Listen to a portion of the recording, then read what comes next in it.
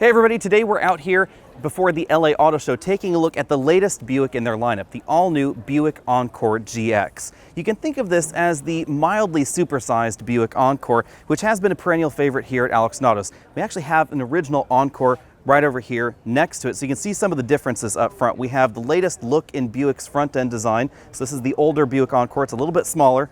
And then right up here, we have the new look. We have halogen headlamps in the base models, full LED headlamps in the upper end trims here, and a very unique grille design versus the rest of the Buick lineup. It integrates the headlamps in a little bit more with the grille there. I have to say, I really like this look. This is the sportier trim, so we get these red accents right here in this grille design, up top and below as well. The big difference, of course, between the Encore and Encore GX is that the GX is a little bit wider and a little bit longer. That puts this right between the Encore and the larger Envision in the Buick lineup. It also puts this in a little bit more direct competition with something like a BMW X2, possibly a Volvo XC40. Buick is positioning this as a premium entry, not necessarily a full-on luxury entry. So it is a little bit different than what we see in the Mercedes lineup, for instance. And that's one of the things that I've always loved about the Encore. It's a really great value. The extra length gives us more room on the inside, especially back here in the cargo area. Behind the tailgate, we get 5 cubic feet more storage space than we find in the regular Encore. That's a pretty significant upgrade for a small crossover like this. But it is a little bit smaller than we find in the Envision. A nice touch is that we have a 2-stage load floor that we see in a number of other crossovers out there, and an actual spare tire in addition to some extra storage space right there underneath the cargo area load floor. If we go ahead and close the powered rear hatch, we find a backup camera integrated very neatly right there under the lid, and we see a different tail lamp design than we see in the base smaller Encore. Now the Encore is going to continue on for 2020 and 2021, we're told. It's going to be a little bit smaller and less expensive than the GX. So if you want some of the luxury features that we're going to see in this model, then you'll have to upgrade into the GX. If you want the absolute least expensive Buick, that's going to be the smaller Encore.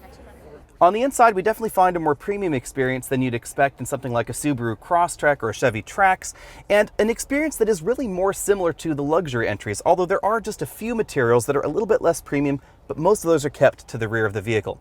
We have this after-stitched dashboard, some attractive knurled trim right there. We also have a touchscreen infotainment system right here in the dashboard that supports Apple CarPlay and Android Auto, a partial LCD instrument cluster, tilt telescopic steering column, heated functionality right over there on the steering wheel, dual zone climate control lower in the dashboard, and a heads-up display, which is pretty unusual in this segment, even if we're talking about more expensive luxury entries.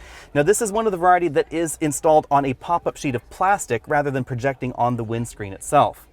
The driver's seat is a full power model with a 2-way power adjustable lumbar support. We also have adjustable lumbar support on the passenger side, but the recline is manual, and there's a good reason for that. If I can lean over here and tilt this seat down, that's because this seat folds completely flat in a forwards direction, so you can put 8-foot long items on the inside of the Encore, something that we see also in the smaller Encore and really in no other entry in the segment. The closest you can really get is something like the HR-V with its magic seats, but they fold this seat further back, and that means that if you're putting a ladder in the vehicle, the ladder's on the face of the seat, not on these more tough plastics behind.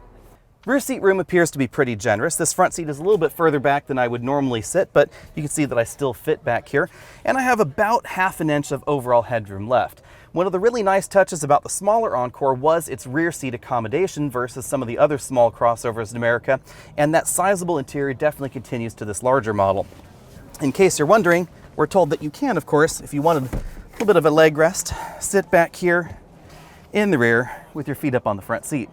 Buick also decided to flip-flop the 60/40 folding seats in the rear, putting the 60% side over here on the passenger side of the vehicle, so that you could put larger or chunkier cargo like me right over here on the passenger side, all the way up there to the fold-flat front seat, a little bit more easily than in most vehicles that would have the 40% side over here on the passenger side. Buick said we can't open the hood, unfortunately, but under here we have 2 different brand new engines for this model year. A 1.2-liter 3-cylinder turbocharged engine and a 1.3-liter 3-cylinder turbo engine. One produces 137 horsepower and the larger one produces 155. The 1.2-liter turbo is mated exclusively to a continuously variable automatic transmission and front-wheel drive. The 1.3 is a little interesting. If you get front-wheel drive, you still get that same CVT, but if you choose all-wheel drive, you get GM's excellent 9-speed automatic transmission. This 9-speed automatic has nothing in common with the 9-speed that we see behind certain Acura products, Honda products, and of course Jeep products. It is considerably smoother, and it's an in-house design that was designed specifically for GM vehicles. Buick has yet to release official fuel economy estimates, but I wouldn't be surprised if the larger Encore GX ended up being more fuel efficient than the smaller Encore. But again, you'll have to wait until the EPA and Buick release those official numbers. The Encore has typically been excellent in terms of overall fuel economy in this segment, whether you're talking about comparing this to mainstream entries or luxury entries like a BMW X1 or X2. I expect that to continue with the Encore GX when we finally can get our hands on it early in next year. You'll also have to stay tuned for final pricing on the Encore GX, but don't expect it to deviate from the formula too much because this model still has to slot between the smaller Encore and the larger Envision over to my right. So expect this to still be significantly less expensive than a comparably equipped Volvo or BMW or Mercedes in this segment. And of course, we have all those practical cargo convenience features in here that we don't see in any of the competition at this point. So be sure and put the Encore on your shopping list, and of course, be sure and stay tuned for news, reviews, and more info on this model just as soon as we can get our hands on it. Be sure to hit that subscribe button down there at the bottom of your screen if you haven't already done so, and find us over at facebook.com/AlexNautos. I'll see you later.